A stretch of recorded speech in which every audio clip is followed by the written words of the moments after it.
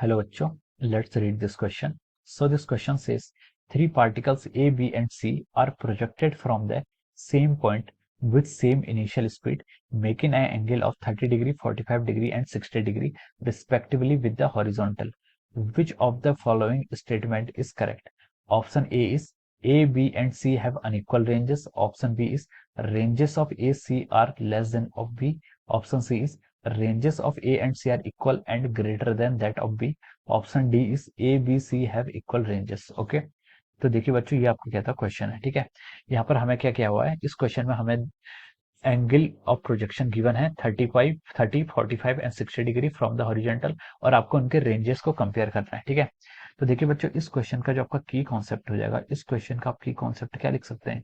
The key concept of this problem is, यहाँ पर हमें क्या निकालना है, प्रोजेक्टाइल मोशन पर ही बेस्ड क्वेश्चन है, और प्रोजेक्टाइल मोशन के अंदर ही हमें क्या फाइंड आउट करना है, the horizontal range of the particle. तीन पार्टिकल्स हैं, उनकी हमें हॉरिजॉन्टल रेंज फाइंड आउट करनी है। देखिए हॉरिजॉन्टल रेंज होता क्या है? हॉरिजॉन्टल रेंज होता है कि अगर हम किसी पार्टिकल को क्या किसी इनिशियल वेलोसिटी, मान लीजिए यू वेलोसिटी है, उससे अगर हम उसको थ्रो कर रहे हैं which is making an angle of theta degree with the horizontal, तो जो उसकी मैक्सिमम डिस्टेंस ट्रेवल्ड होती है अलोंग द एक्स एक्सिस या फिर हॉरिजॉन्टल एक्सिस के अलोंग, जो उसकी मैक्सिमम डिस्टेंस होती है उसे क्या कहते हैं, हम उस पार्टिकल की रेंज कहते हैं। ठीक है, वो क्या कहलाती है, उसकी रेंज।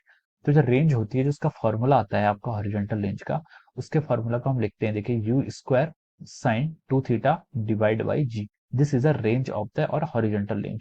यहाँ पर यू के आपकी initial speed, sine 2 theta, theta क्या आता है आपका angle from the angle of projection, ठीक है, हॉरिजॉन्टल से, और जी के आपका यहाँ पर एक्सेलरेशन ड्यू टू ग्रेविटी। ठीक है, तो ये आपका क्या रेंज का फॉर्मूला है। अब देखिए, अब हम आगे इस क्वेश्चन को स्टार्ट करते हैं। तो देखिए उसने बोला कि हमें तीन एंगल्स पर फेंक रहे हैं, 30, 45 और 60। ठीक है, ए के लिए हम क्या कर रहे हैं, 30 डिग्री का एंगल यूज कर रहे हैं। ठीक है, तो मैं ए के करस्पॉन्डिंग रेंज निकाल रहा हूँ। रेंज फॉर ए कितनी आएगी, देखिए यू स्क्वायर उस पर डिवाइड बाय जी, ये तो आपका कांस्टेंट है, इसको कांस्टेंट कर लीजिए, क्योंकि उसने बोला है कि they are projected from the same point से प्रोजेक्ट कर रहे हैं, और इनिशियल स्पीड भी उनके सेम है। ठीक है, तो यू स्क्वायर बाय जी आपका कांस्टेंट हो गया, सिर्फ आपका साइन टू थीटा पर डिपेंड करेगा। तो साइन टू थीटा, थीटा कितना है 30, तो साइन 60 कितना, साइन टू थीटा कितना होगा, साइन 60, और साइन 60 की वैल्यू हो जाएगी आपकी √3/2। ठीक है, तो ये आपकी ए की रेंज आ गई। अब बी के लिए देखिए आपका एंगल कितना है यहाँ से, 45 डिग्री। ठीक है, तो हम लिख सकते हैं इसे range of B. Range of B कितना होगा आपका, u square by g into sine two theta. Theta कितना है 45 डिग्री, तो टू थीटा कितना हो जाएगा 90, और साइन 90 कितना हो जाता है आपका 1। ठीक है, तो ये आपका कितना आ गया, इतनी रेंज आ गई यू स्क्वायर बाई जी। ठीक है, ये आपकी रेंज कितनी आ गई, यू स्क्वायर बाई जी। ठीक है, अब देखिए सी के करस्पॉन्डिंग आपको कितना 60 डिग्री का एंगल दिया हुआ है। ठीक है, तो हम लिख सकते हैं कि रेंज फॉर सी, सी के लिए कितनी रेंज आएगी आपकी, u square by g into sine 60। ठीक है, सॉरी, थीटा 60 है, तो साइन टू थीटा कितना होगा 120, हम इसका क्या लिख सकते हैं, साइन 120। ठीक है, और साइन 120 को क्या लिखते हैं, देखिए साइन 120 को हम साइन 90 प्लस थीटा लिख सकते हैं, और साइन 90 प्लस थीटा कितना होता है, कॉस थीटा, तो कॉस 30 की वैल्यू कितनी जाएगी, अगेन √3/2 जाएगी। ठीक है, तो ये आपकी रेंज आ गई है।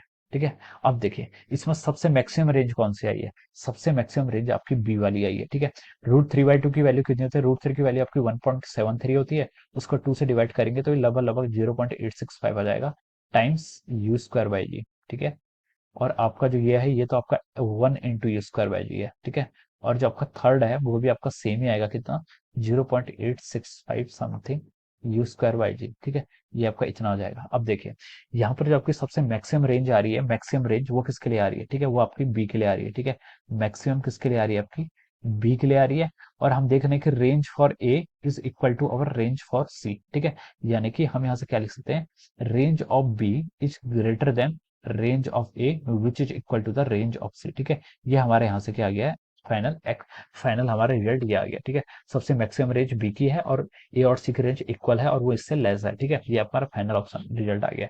अब क्वेश्चन ऑप्शंस में जाते हैं। स्टेटमेंट में उसने देखिए क्या बोला है, अगर हम स्टेटमेंट यहाँ से 1 से स्टार्ट करें, तो देखिए स्टेटमेंट ए में उसने बोला है कि A B C have unequal ranges. ठीक है, ए बी सी की रेंजेस क्या होनी चाहिए, अनइक्वल होनी चाहिए। ठीक है, ए और सी की रेंज लेकिन इक्वल है, तो ये ऑप्शन आपका क्या हो जाएगा, इनकरेक्ट हो जाएगा। ठीक है, ये ऑप्शन आपका इनकरेक्ट है। बी पर आते हैं, बी पर उसने बोला है कि ranges of A and C are less than that of the B, A और सी की रेंज हमारी बी से लेस होनी चाहिए। ये स्टेटमेंट बिल्कुल करेक्ट है। ठीक है, यहां से देख लीजिए आप, ये स्टेटमेंट क्या आ रहा है आपका, करेक्ट आ रहा है। अब सी पर मूव करते हैं। सी पर उसने बोला है कि range of A and C are equal and greater than B, तो ये आपका क्या हो जाएगा, रॉन्ग हो जाएगा। ठीक है, सी ऑप्शन आपका रॉन्ग हो गया। अब आप डी की तरफ मूव करते हैं। डी पे लिखा है कि A B C all have equal ranges, तो ये भी आपका क्या हो जाएगा, इनकरेक्ट हो जाएगा। ठीक है, तो उसने पूछा था कि which of the following statement is correct, correct statement कौन सा है, तो हम बोल सकते हैं कि ऑप्शन बी इज करेक्ट या फिर स्टेटमेंट बी इज करेक्ट। ठीक है, आपका जो स्टेटमेंट बी है वो क्या है, इसका करेक्ट आंसर है। Statement B is the right answer. ठीक है, ये आपका राइट आंसर हो जाएगा। हम यहाँ पर ऐसे से टिक मार सकते हैं।